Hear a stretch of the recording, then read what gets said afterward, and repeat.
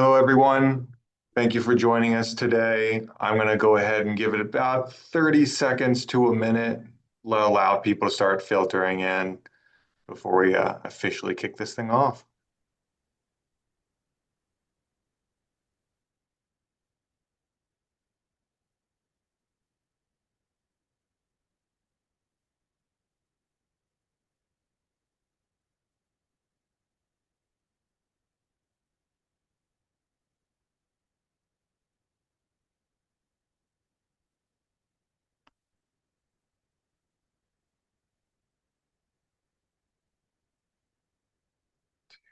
Already. Cool. Well, thank you everyone for joining us today for our first webinar in the ICP Alley Road to Pittcon webinar series. Today, we're going to be focusing on better solutions for cleanup for ICP workflows, improving ICP-OES and ICP-MS data accuracy through cleaner analytical workflows. Thank you for taking your time out of your day to join us. My name is Christopher Dickerson. I am with Inorganic Ventures. I am their marketing operations specialist. So if you ever have any marketing needs or see us out on social media, it's generally the marketing team putting that together. Just a few housekeeping items before we really get into it. The session is being recorded, you might have seen. We will be sending out this recording to everyone who registered throughout for this webinar in a follow-up email. So if you're not able to watch the whole thing, it'll be there as well. We'll also be doing a Q&A session at the end of the webinar. So if you have any questions that pop up, feel free to use the Q&A box at the bottom of your screen. Type in a quick question and we'll get to that at the end of the webinar. And if we're not able to get to all of them by the end of the hour, we will go ahead and answer the questions individually and send up those answers in a follow-up email as well. So keep an eye out for that. Once the webinar is over, everything you'll need should be posted in that email. And then lastly, if you have any questions or technical issues, feel free to reach out to me in the chat. I will do my best to help you out and make sure that you're able to watch the webinar without any issue. But without further ado, I am joined here today with the great ICP Alley cast, Alicia Stell from CEM, Ryan Brennan from Glass Expansion, Mike Fearis from GFS Chemicals, and our very own Thomas Kozikowski from Inorganic Ventures. And I'm going to go ahead, go to the next slide here on my side. Just kind of where to find us at ICP Alley at Pittcon. We are going to be at basically there was this red line that will kind of serve as the main walkway for Pittcon. You see Pittcon Central over here. Our group is going to be in this box over here, our very own ICP Alley with your booth numbers over here, Inorganic Ventures being 2654, GFS being 2658, CEM being 2659, and Glass Expansion being 2655. So you can keep an eye out. Of course, Pittcon information will be all included in the follow-up email as well. And then just a quick shout out for our next webinar in the ICP Alley Pittcon series on February 24th. We will also include registration information for that at the end of this webinar and in the follow-up email as well. So everything you need will be there. And now, without further ado, I'll turn it over to the team. Stop sharing. All right, you guys go for it.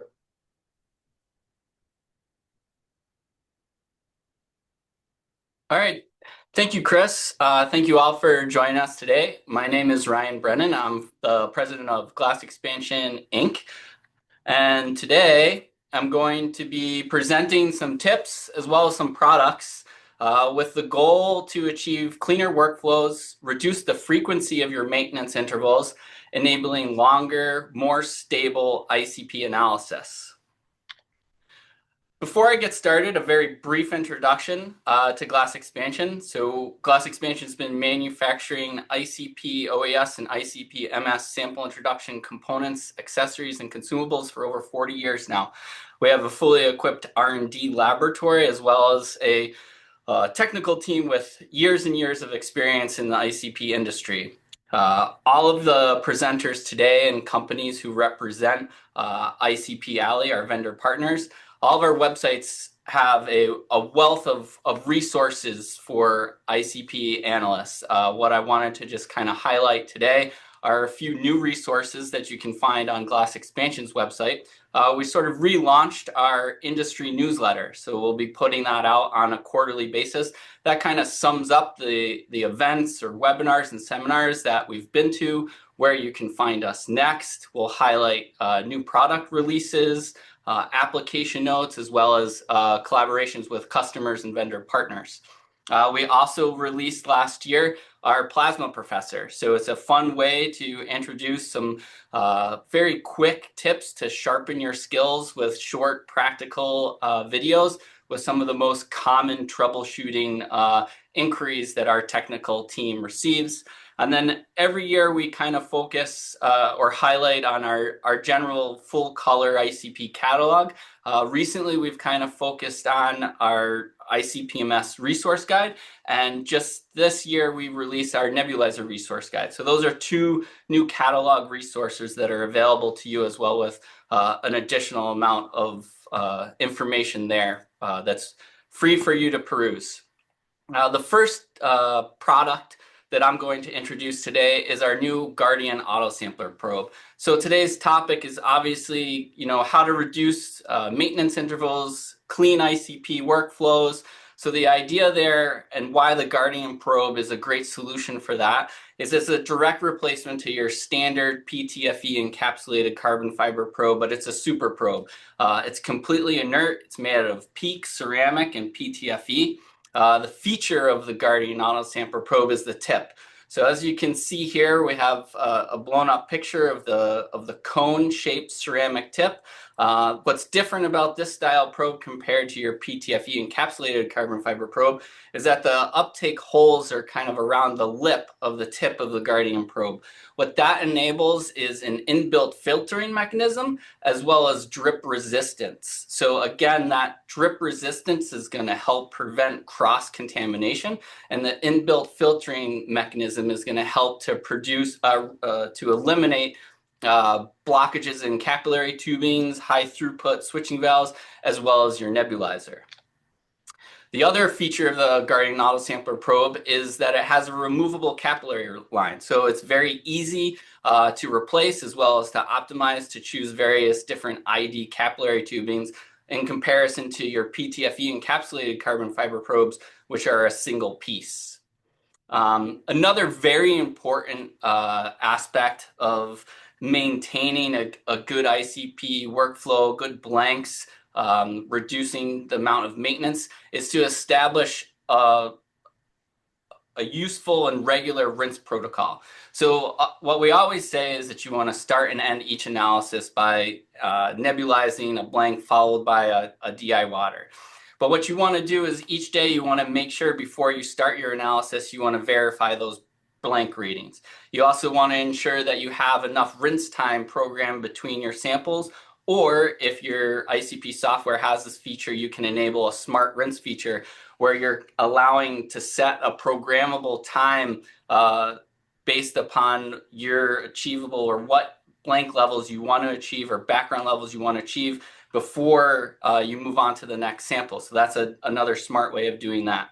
The other thing is creating a more thorough automated end of analysis or end of day rinse sequence. Again, starting by nebulizing a dilute acidic solution, or you can use a laboratory glassware cleaner like Fluka RBS 25 for 5 minutes, followed that by a blank or acidic blank, and then ending the day with a DI water rinse. You regularly want to inspect your peristaltic pump tubing. Ideally, you'd want to replace that on a daily basis. And then you'd want to clean your sample introduction components as needed or as recommended by the ICP vendor. General tips with respect to nebulizer maintenance. For those of you that are using a glass expansion nebulizer, or if you're using a glass expansion trademark model that came with your instrument, one accessory that you should absolutely have is our LEO nebulizer cleaning tool. What we recommend is The more frequently that you clean your nebulizer, the longer that nebulizer is going to last, and the longer it's going to perform optimally for you. Don't wait to clean your nebulizer until you have a blockage. The more regularly that you clean it, the better performance that you're going to get out of your ICP. It's a great tool. It enables what we're recommending as to how you should clean that nebulizer and maintain that nebulizer, and it also provides a safe means of doing so. It's a great tool. You can replace the O-rings. With regards to what we recommend, if you're just using DI water or if you're just using methanol, that is not an efficient cleaning solution. What we recommend is dilute Fluca RBS 25. If you don't use that, we definitely recommend using a dilute acid.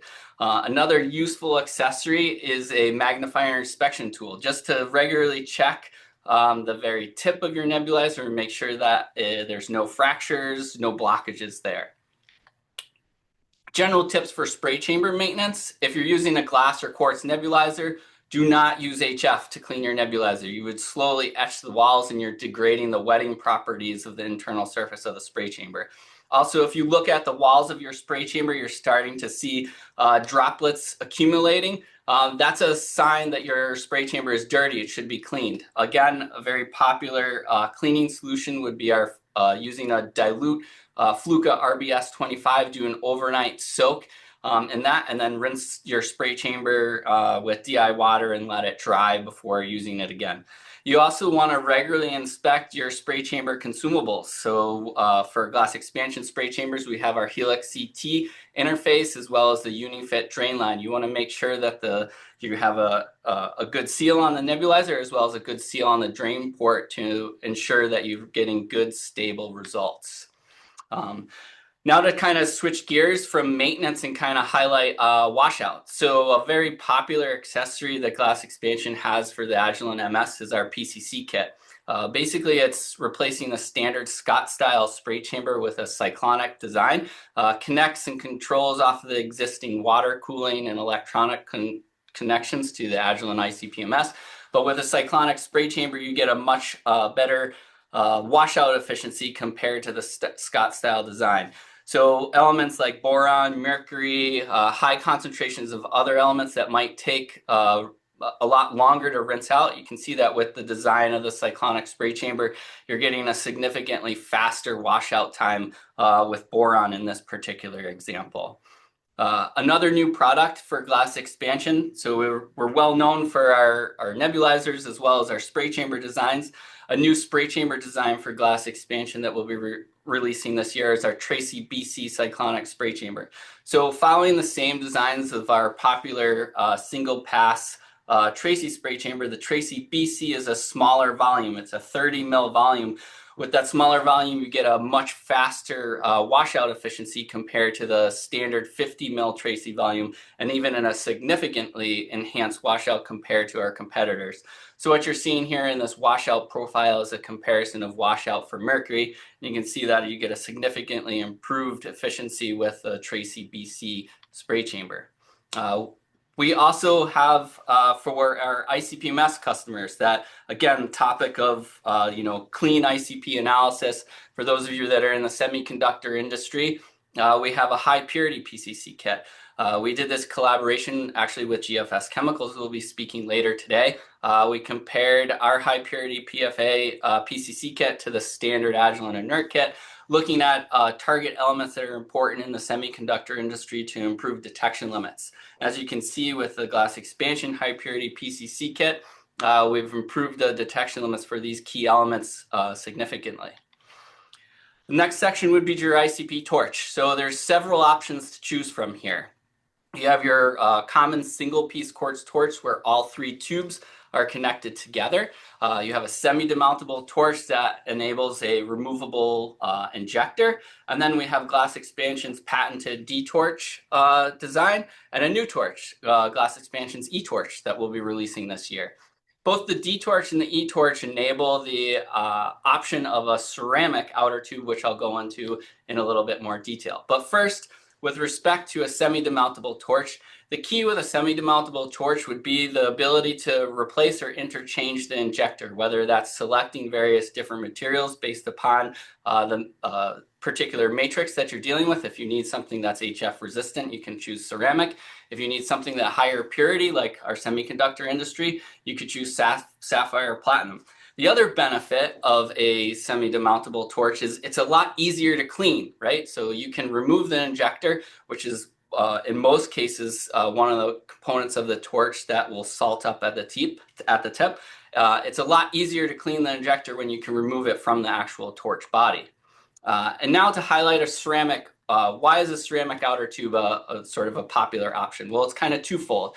So our D torch has become very popular for those customers that are dealing with really harsh, high total dissolved solid matrices, volatile organic compounds, or the petrochemical industry, because the ceramic provides a much longer life compared to a quartz torch. The other benefit of using a ceramic outer tube is for a significant improvement of backgrounds, especially for those elements that are commonly found in quartz and glass.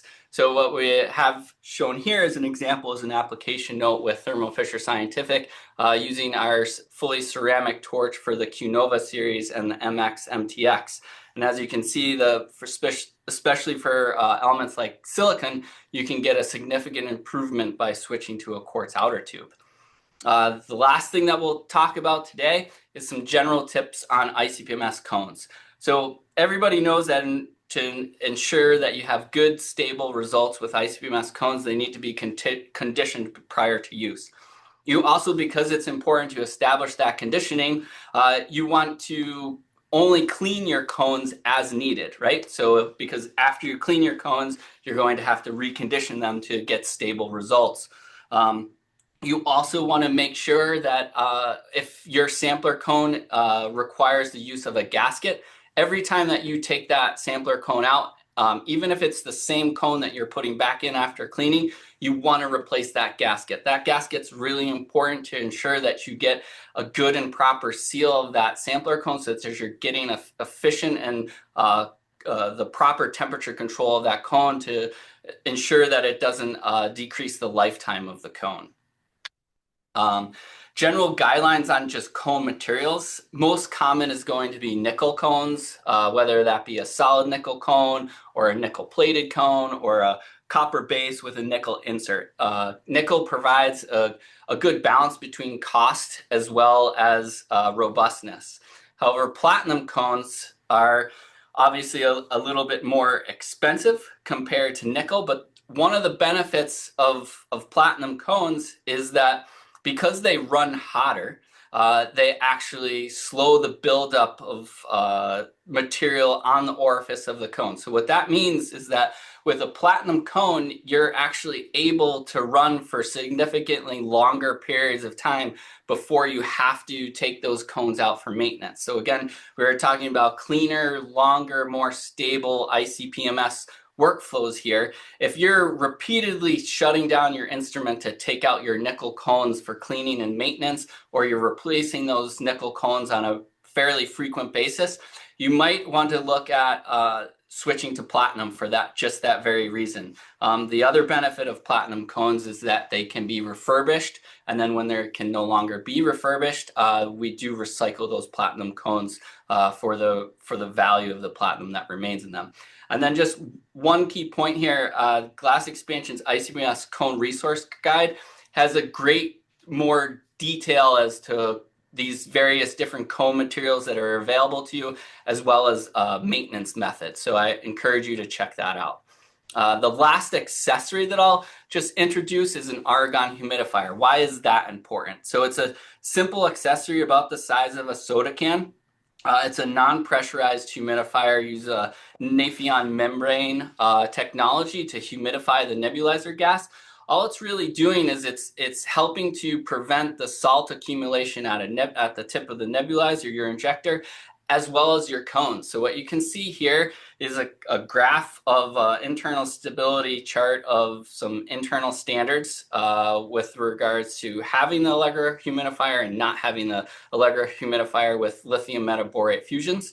To the right, we're showing a picture of a spectro OPI interface with and without the Allegra. So similar to an ICP-MS cone, you can see the benefits of utilizing an argon humidifier to slow that buildup of salt deposits. And again, that's just ensuring longer analysis time, reduce frequency of the maintenance intervals that you have to do on your sample introduction components, whether that be your nebulizer or your cones.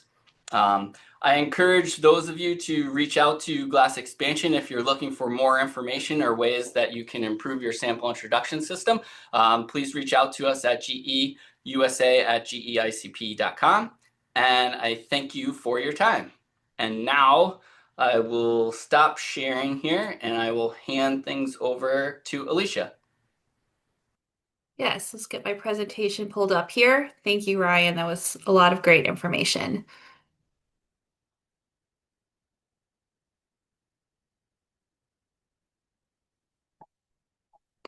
I don't think that loaded the right thing. Just a second. Sorry.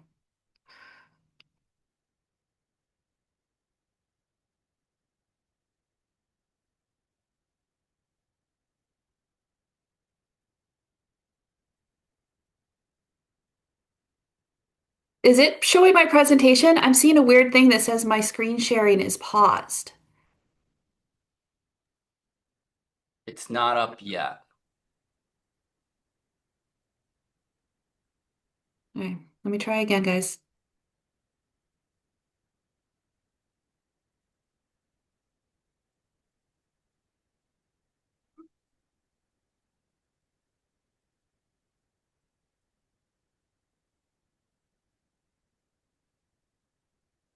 Okay, did that load?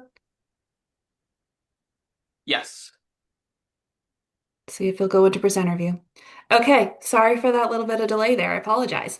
CEM's portion is going to be focused on sample preparation. So I'm going to take a deep dive into that on the sample prep side of things, because if you don't have good sample preparation, you don't get good analysis at the end. So let's talk about how to keep the kind of front end of everything for elemental analysis clean.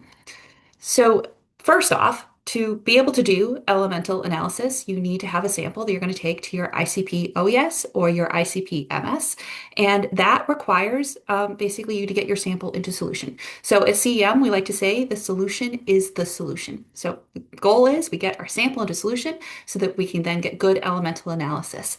And we're going to do that via acid digestion. The most efficient way to do acid digestion is in a pressurized environment. And why do we want a pressurized environment? We want a pressurized environment so we're able to reach elevated temperatures to able to increase our acid potential. So we're going to get to that dissolution as quickly as possible. And furthermore, the most effective way to do that is via microwave technology. So we're going to use microwaves to get to those elevated temperatures as quickly as possible. So with microwaves, we're able to direct that energy directly into the sample itself so that we're able to quickly get to those elevated temperatures and pressures and then quickly get to a fully digested sample. And again, we get that solution, which is then the solution for good analysis. So that's kind of the introduction of what we want to do is digestion. And then I'm a very visual person, so I wanted to talk a little bit about the systems that we would do this digestion on, and then we'll get into the cleanliness aspect of it. So CEM has kind of two flat platforms for this. We have our Blade system that is an automated system that runs in sequence. It has an integrated camera, so it's great to be able to actually see the digestion take place. And it's very flexible if you wanted to be able to do multiple different sample types and different acid combinations back to back to back. On the other hand, we have our Mars Express 2.0 system that is a high throughput system that can run up to 40 samples at a time. Both are extremely rapid and are going to get you data very quick, or digestions very quickly. It really just comes down to solutions that fit your needs and what's going to be best fit for your lab. So with that, let's get into the more, the cleanliness aspect of this. So there are a lot of critical factors when it comes to proper sample preparation and kind of have them all listed here. And I'm going to take literally, we could do a presentation on kind of all of them. And I think others will be referenced in the webinars here today. But I'm going to take a deep dive more into your clean work environment and the sample prep tools. But take a note of how many times clean's popping up on there, right? So cleanliness is certainly key to good sample preparation at the end. And specifically, if we're looking at our work environment, um, when we're doing metals analysis, interferences can lead to incorrect data, right? So we don't want that. Nobody wants contamination no matter what they're doing. And for this type of analysis, we're looking at very low levels, right? Parts per million, maybe parts per billion, maybe even lower than that. And with these limits, you have to be very aware of your environment and what type of potential contamination could be there from your laboratory itself, your benches, your cabinets, your sinks, and so forth. Just be aware, right? Sometimes this is overlooked, and it really is important to have a clean environment that you are working in. And within that environment, as soon as chemists or technicians we walk in, we're part of that, right? And so you want to keep in mind what could be on your person itself that could potentially be leading to contamination, from cosmetics to hair products to lotions, soaps, cleaners. These do have, in fact, especially when looking at those very, very low levels.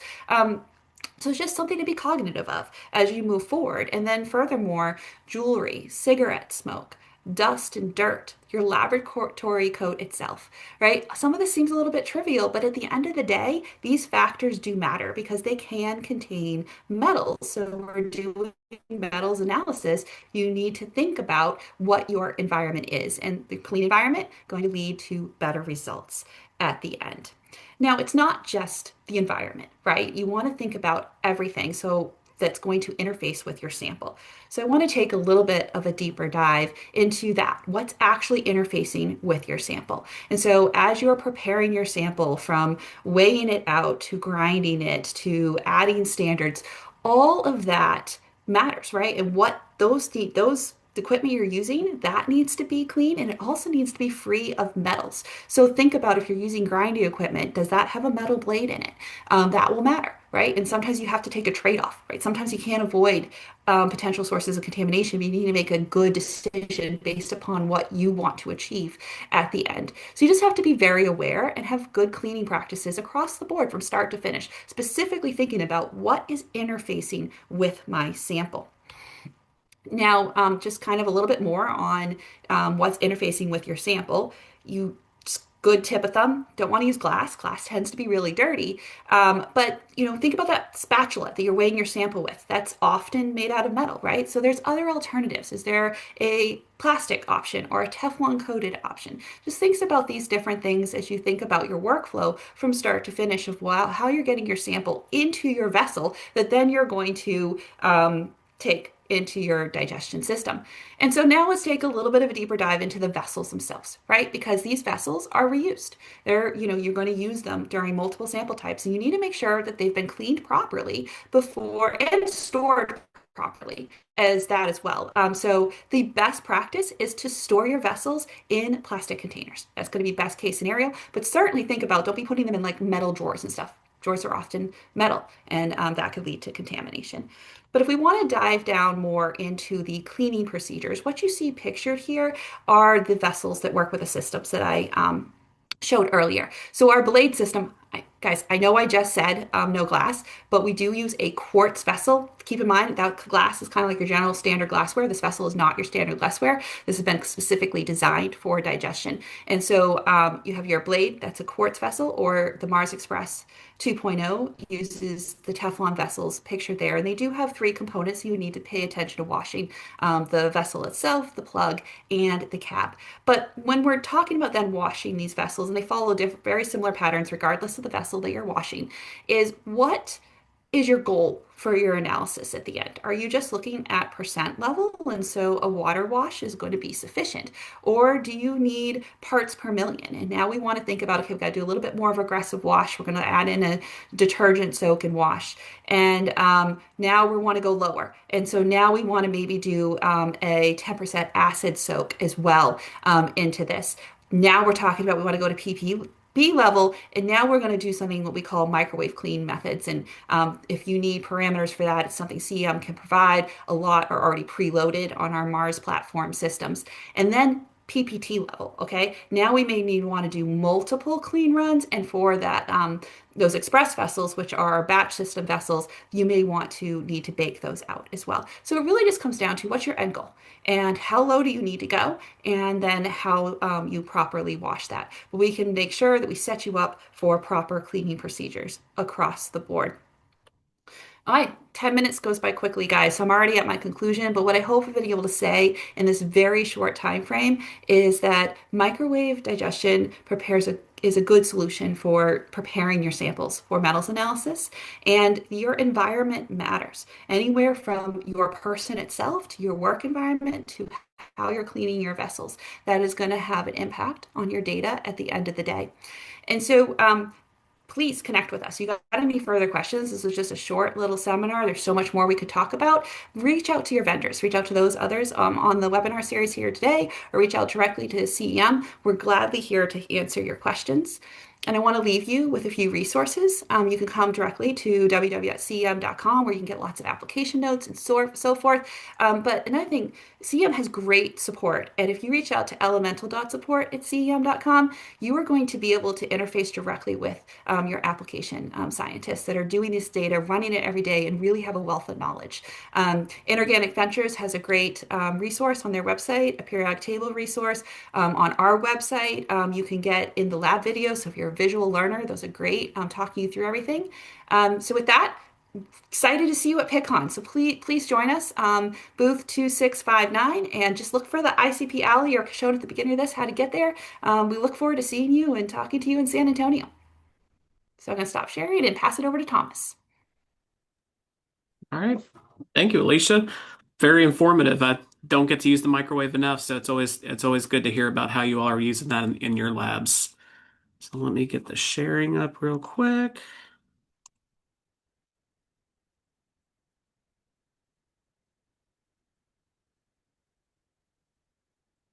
All right. I think, can everyone see that?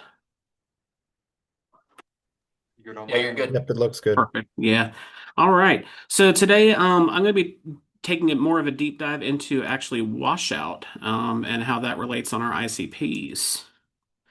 So what are some of the common causes of washout issues? Well, the main thing that we come across is our solution matrix. So if you're using nitric acid, HCl, HF, or even ammonium hydroxide, the solution matrix could be from your commercially available standards, or it could be from your specific sample prep protocol. So if you're doing a microwave digestion, hot block, something like that, those could also contribute to washout issues on your ICP after you've prepped your sample. Another cause could be elemental affinity towards different types of plastics. So Ryan did touch on this on his presentation. Pump tubing is definitely one to look out for, but also your HF resistant intro system parts. Ryan also touched on spray chamber design. So whether you're using single pass or double pass spray chambers, the geometry does affect washout times. And then rinse protocols if you're using the wrong acids or bases for your specific sample types. And then finally, allowing for the appropriate amount of time to actually rinse your sample out of the ICP. So we love our periodic tables at Inorganic Ventures. So there's a lot of color going on here. But this first chart is showing our HF elements. So the yellow elements prefer to have HF present to keep them stable. There are some HF thieves. So these orange or peach colored elements like to steal HF from those yellow elements. So if you don't actually have extra HF present, they can destabilize your HF elements and cause a lot of washout issues.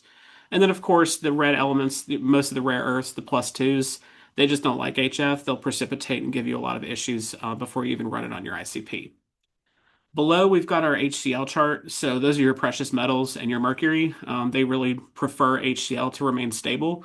There's really only three elements that you should avoid is silver, thallium, and lead. And there are a couple green ones here that are HF elements that can be done without fluorination if you use high amounts of HCl. And then our last chart is pretty rare that people do this, but in our biological industry, some folks are looking at bromide and iodide. And if you're running those by ICP-MS spec, you're going to want to keep that in a basic media. So think ammonium hydroxide or triethanolamine. So next up, the elemental affinity towards different plastics. So your PVC pump tubing is the major source of issues. That plastic is just very sticky. Some elements will just linger for a really long time, and I have a good example of that later on. But another thing is your HF resistant intro system parts. So your spray chambers, your nebulizers, some elements will stick to them. Not really that bad, but you'll see that inside of this glass expansion spray chamber, it's got that steady flow treatment. So that brown chocolate looking color, it makes it act like glass. So if you just had, PTFE or PFA spray chambers without a coating, they're pretty susceptible to washout problems. But that coating really does help prevent that problem, and they last quite a bit if you treat them right. And another thing to look out for is your aging sample loops, dirty sample syringes, and valves. Those do need attention as well. So you would want to keep that on a routine maintenance schedule to make sure they behave the way you expect them to. So these are our problem elements. The main ones to really look out for are the orange colored ones, mercury, bismuth, boron, bromide, iodide. Nitric acid will make them sticky. So you need some kind of other matrix to keep those stable and happy in solution by the time it gets to your plasma. The yellow ones are, of course, the HF elements. A lack of HF will make those sticky because they really want fluorination. Most of them get 6 fluorides to remain stable in solution. And if they get robbed away from some of those other elements that will steal the HF away, the plastic surface will act as the ligand. And so your elements will stick to that plastic and release over time. And that'll cause a bias in your results. Silver, of course, avoid HCl. You'll precipitate it. It'll take a really long time to come out of your system. You'll see chunks of silver chloride. You'll need excess HCl to wash that out. And that's one of the cases where pay attention to your sample loop. If you rinse, HCl rinse after you run something with silver, you could see that linger for quite a while. And then thorium and selenium are the weirdos. We're not really sure about selenium, probably the PVC pump tubing, but thorium, certain forms of thorium actually need HF to redissolve.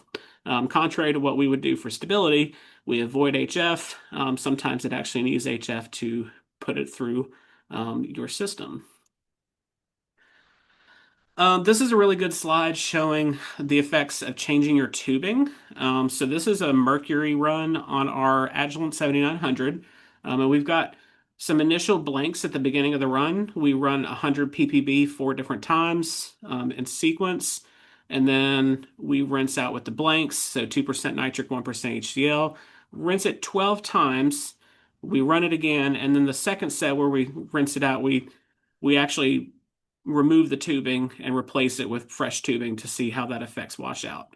And in between each of these samples, we're running a pretty robust rinse protocol. So we rinse the probe with water, 40 seconds of nitric, 40 seconds of HCl before going to the next sample. So this is quite a long run. But on this next slide, if we zoom in, you'll see the initial rinses are pretty low in counts. The actual mercury levels are off the chart because we zoomed in quite a bit. And then you'll see, rinse 1, rinse 2. We slowly go down. It takes quite a while, but 12 rinses to get back to baseline. So that's a long time of washout. We run the same thing, 100 ppb mercury. After the second rinse, we actually stop the run, change the tubing out, and immediately started it again, and the mercury's gone. So all that mercury washout time was the PVC pump tubing and not really your spray chamber or your nebulizer or your torch parts. So this is, an easy test to do. Just swap it out by pausing the run. So next up, spray chamber design. Ryan did touch on this, but first off, there's your classical borosilicate glass. So if you use HF, you're going to have problems with boron and silicon. They'll leach out of the spray chamber. You can run HF on it for other elements, but if you're trying to look for boron and silicon also, you're going to have problems. You're not going to destroy the spray chamber per se, as long as you rinse it properly with like a detergent solution. Afterwards, it'll behave for years. But boron and silicon will leach out. HF resistant systems, so your PTFE or your PFAs. They work really well, but if you run high levels of boron, silicon, or mercury, they'll stick around. So we do our trace metals analysis by running them as high as possible on our OES system. We won't be able to run, those elements for quite a while for if we're trying to look at trace levels. They'll have those stick around for quite a while. The good news is you won't leach boron or silicon from the material. But keep in mind that coating is essential to help with performance. Over time, when that coating degrades, it'll need to be resurfaced or replaced. There are some newer spray chambers out there made out of PEEK. So that's a newer alternative where they don't have a coating required, and it does behave very well. We're still getting data on that, but it's looking very promising. And then finally, your double pass spray chambers will increase the washout time significantly just due to the design. It's got a lot more surface area, so it just takes a long time for that to wash out significantly. Some common rinse solutions. So on your basic rinse regimens, you're going to use nitric or HCl or a combination of both.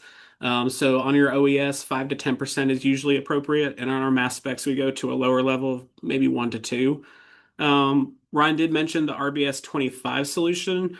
If you aspirate a 2.5% solution on an OES, it'll help recondition the glass spray chamber, but also the treated PTFE spray chamber coating. It'll make it recondition and act like glass again. We don't recommend using this on our mass specs though, because it's got pretty high sodium content and you'll have to do some lens maintenance because that's a lighter element. Finally, water can be an effective enough rinse if you're looking at sodium, potassium, calcium, and elements like that. DI water is pretty powerful on its own. Now, sometimes you'll need a rinse solution with HF. Like I said, the HF elements are sticky when they don't have enough HF. So if you see tungsten hanging around for a while in your mass spec, you might need to throw some HF at it. So again, the same amount of nitric, 5 to 10% or 1 to 2, depending on which instrument. But your HF content can be much lower. So 0.1 to 2% on your OES or 0.05 to 0.5 on your mass spec. Just keep in mind, you'll have unreliable boron or silicon results on those glass spray chambers. And if you're using the HF resistant with the coating, you can go up to about 3%. Anything higher than that will just start to degrade the coating. We do have one application where we run it at 10% so that we get the best detection limits. The spray chamber will turn white. That brown coating will be gone, and we'll have to get that recoated, but we do get the detection limits we need for the analysis. And we do have a few specialty rinse solutions worth noting. Of course, those of you who are doing bromide and iodide, you'll want to stay in an ammonium hydroxide matrix, 1 to 5% for rinsing those out, but it also works well for boron and mercury. Don't ask me why it works well for mercury, but it actually is pretty effective. Another is HCl and thiourea. So 1 to 10% HCl, 0.5% thiourea works well for mercury, gold, and osmium. And Inorganic Ventures does sell a product called ICP True Rinse, and it uses this concoction. So it does work for other elements, but those three benefit the most.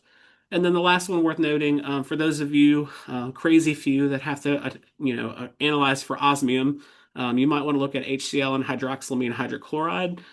This actually helps stabilize the osmium, but also keep it in a solution and prevent it from sticking on our plastic parts. So one of my recommendations, though, for these rinse regimens, make a custom rinse rack. Keep several different rinses on hand to wash out these high TDS samples more effectively. I wish SeaTac would make a rack for the 125 ml Nalgene bottle, but I haven't found one yet, so we've been 3D printing our own. But you'll see a full suite there that we can just rinse it on a whim, depending on different sample types that we have to run through the day. As you know, we do a lot of custom solutions, so we have high levels of things, low levels of things, different matrices, all run on the same run, and this helps keep us running smoothly. The last thing I want to mention is you should utilize a real-time output monitoring. Some software packages will allow you to monitor a line in real time and record signal versus time. This can help with your method development activities in determining how long a rinse should be for your sample type, but can also help in assessing the effectiveness of those solutions themselves. So I've got an example here for a boron. So this is 100 ppm boron and low level nitric.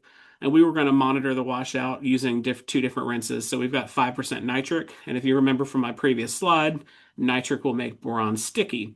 And then really our standards are actually based in ammonium hydroxide to keep it stable at a high concentration. So we wanted to try rinsing with that. And as you can see, they at first glance they look pretty good. We do have a little droplet issue, so that's where the nebulizer has a little droplet and then it falls off and bursts in the spray chamber. That's what that increase in signal is in these two spots. But if we zoom in, you'll see that the green line is the ammonium hydroxide. It rinses out so much faster than with the 5% nitric. So it does eventually, I don't think it even gets to baseline after about 2 minutes, whereas the ammonium hydroxide rinses out in about 80 seconds. So if we're looking at spectrum mode, you'll see that the peak does disappear with the green line, but there's still a small peak on the black line. So like I said, this is a very big topic. There's so much more to this subject, but again, we only have a few minutes on this webinar series. Check out these QR codes. Ivy Ignite is the official virtual training academy of Inorganic Ventures. You can sign up using the link there. We do have our Bench Boost podcast, which releases a new episode every Tuesday.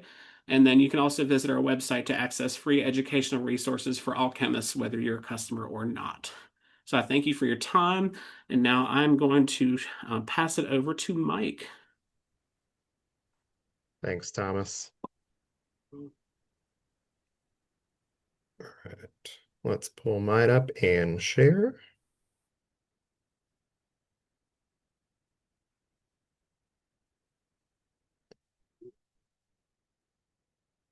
All right, is that sharing? Yours looks good to go. Yep, good to go.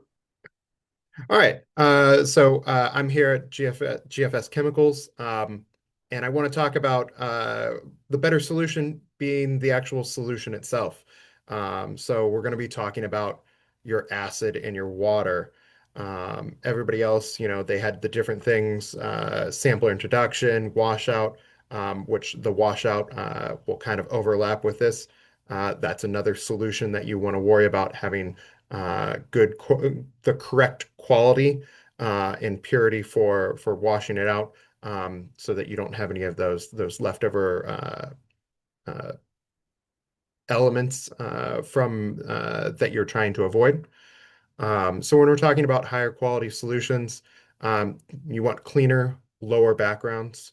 And when you start with better materials, you're going to get that. But going to the best solution isn't always the most appropriate thing. So we're going to talk about knowing the acids that you need and being more familiar with your own process, because we can throw out all kinds of things, do this, do that. But all of you are going to have a unique or different process than what we're working with and what the next person's working with. So when you're preparing your solution and getting the best ingredients that you need, you're still going to have interferences, because the best acid for digestion isn't always going to be the best for stability, as Thomas kind of mentioned there, which also isn't going to be always the best one for analytical interferences. As you start to get to the instrument end, you may need to look at different isotopes to go around those interferences, or reduce your oxides, different ways that you can work around. But sometimes you're still just going to have those interferences based on inherently what that acid is. And you may need to look at being able to do the same digestion, same stability with a different acid type to get the detection limits that you need. Because when you're getting those lowest backgrounds, that's when you can truly have the confidence in the result that you're getting from your instrument. So when we're talking about water, why is it even in there? Well, it's going to be the basis for all of your solutions. Everything's all your metals and acids are coming together in that solution. Nice polar matrix. There's some benefits, some negatives to it. One of the great things about H2O is, as Alicia was mentioning, the microwaves are going to hit the molecules, and it has a good dipole moment for being able to absorb those, create that heat, as well as most of the most common acids that you're going to see One of the exceptions being HCl. So when you are working with HCl, working in a really high HCl matrix isn't going to be as good for heating as when you start to add some of these other acids to it or having a higher percentage of water so that it can really make use of those microwaves. One of the nice things about water is that it's not going to be leaching very much from those vessel walls, those plastics that we mentioned over and over, having containing some impurities or holding on to things that need washed out. The water's not going to really do that. So you're going to need those acids to pull those metals out. A very keen process for removing and washing out things is having some sort of acid or in very specific cases, some bases to pull everything out. Um, and now we'll move on to kind of our workhorse acid, one of the most common acids that you're going to find because it's great at oxidation and dissolving things into your matrix. It doesn't produce many ICP-MS interferences, which is great because its breakdown components are just nitrogen and oxygen and hydrogen, things that are already in the air, so ubiquitous that you're not looking for them. They're not complexing with many things as long as you're optimizing your instrument conditions to have lower oxide ratios. It is going to be, again, a very common thing for leaching out metals from your labware, your sample introduction. The one thing to watch out for is that it is very tough on non-fluorinated plastics. It will make them brittle, and the expiration dates that you see on those bottles are very real, and they are for the bottle themselves. Nitric acid, general rule, 2 years. After that, it starts to become very brittle. You can see in these photos, one of them has had their handle broken off, another cracking just from picking it up and squeezing it, that it does become quite a big hazard if you are keeping them past that 2 year mark. We also are currently investigating kind of a middle of the road assay with these, where we've found that we had some 35% nitric acid solutions that seemed to be actually tougher on the HDPE than your highest assay or your lowest assay. We're still doing additional tests on this.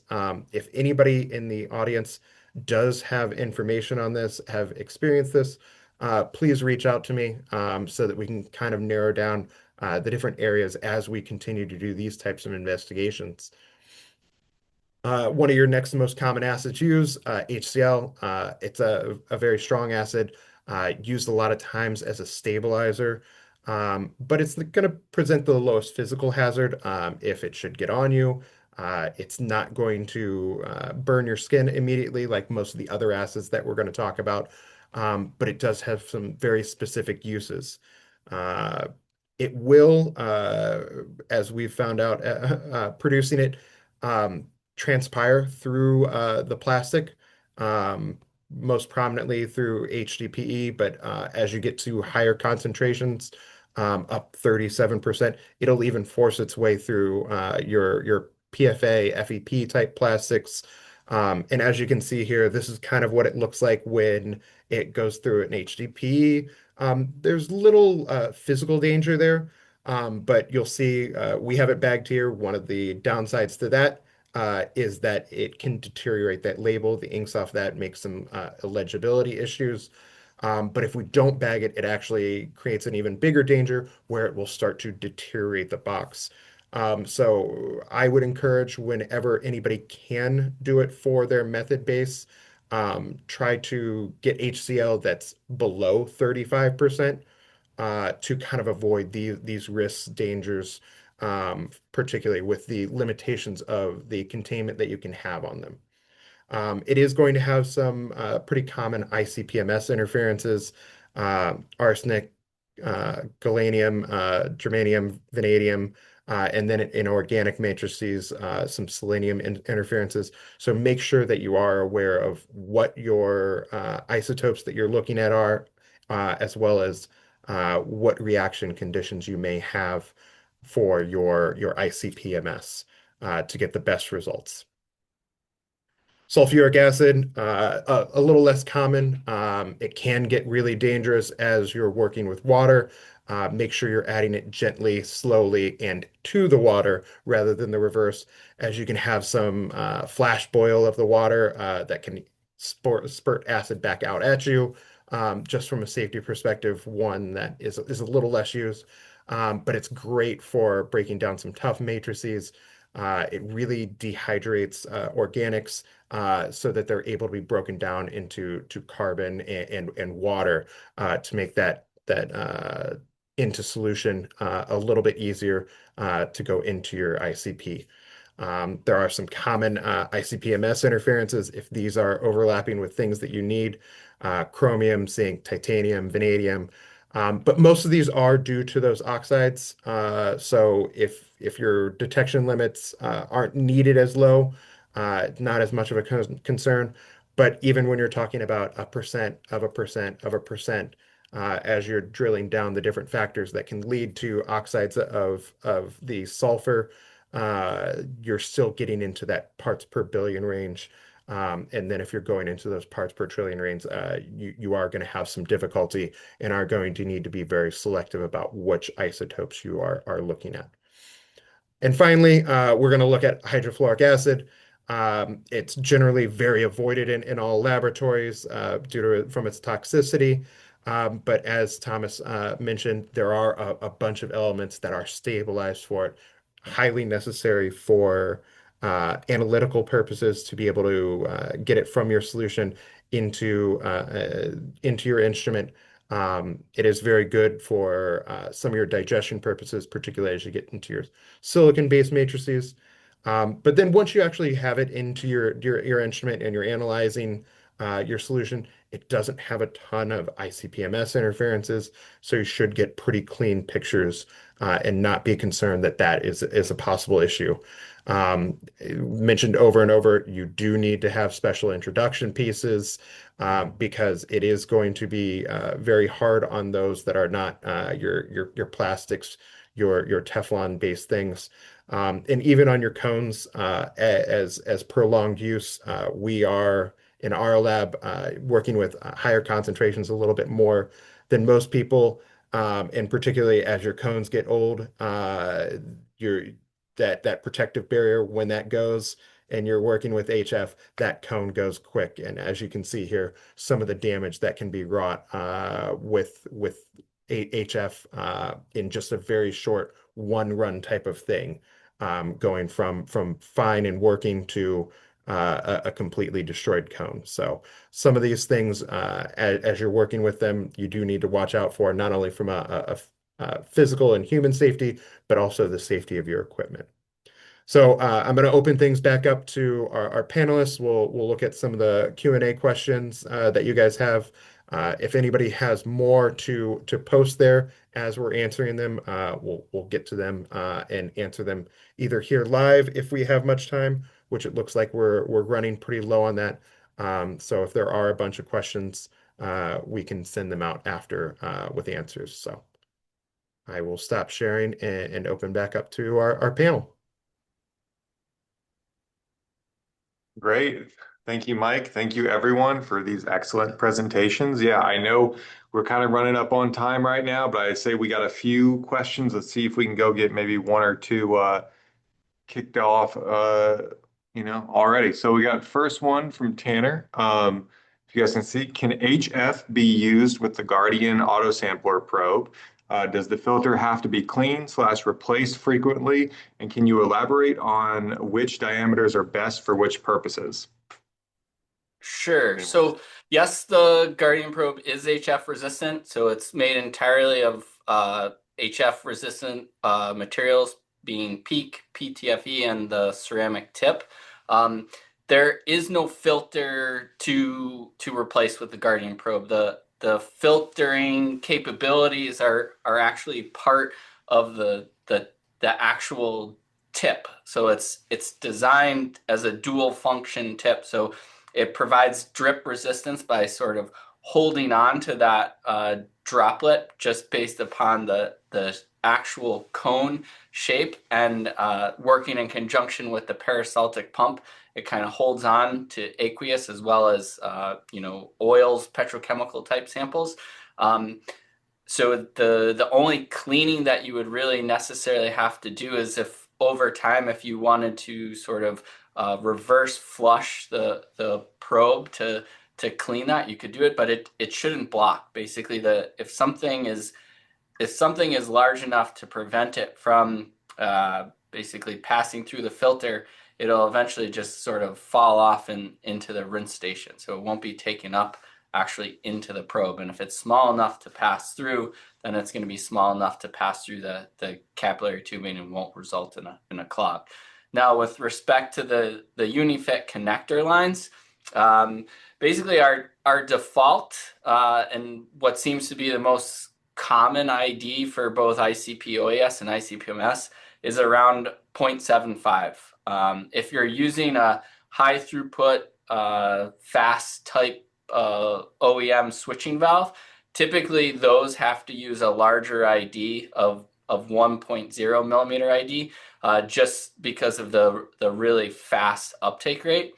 If you're a ICP-MS customer and your sample flow rates are really low, like 0.3 or 300 microliters per minute or less, you might want to use a smaller ID UniFit connector, being 0.5 millimeter ID, to reduce the time that it takes for that sample to reach the nebulizer. Those are the real main advantages of sort of choosing various different uptake lines. And then you can use a much smaller one if you're using really low flow rates, or if you're trying to control flow rates by self-aspiration.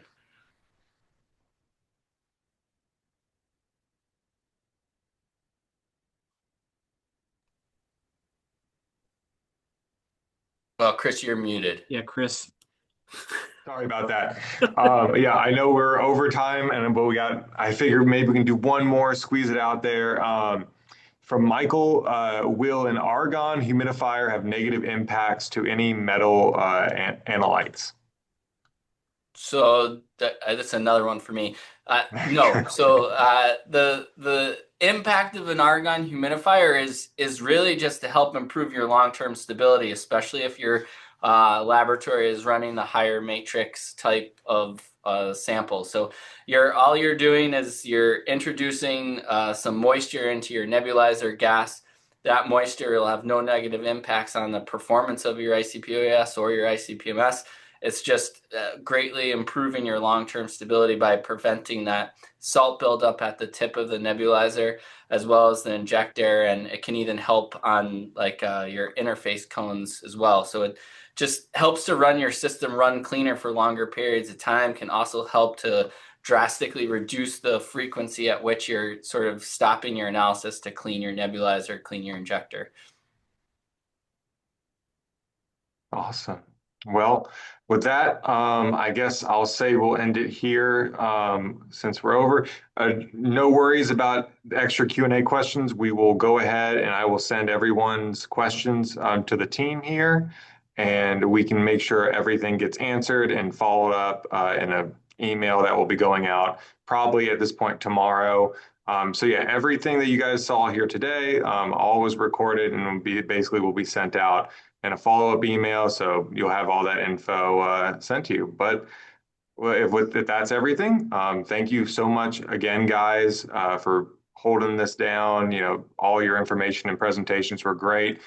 We will have another ICP Alley webinar on the 24th at 2 p.m. EST as well. Look out for that information in the email as well. But if that's everything, thank you so much, guys. And everyone, thank you so much for joining us, and have a great rest of your day. Bye-bye. Bye. Thank you.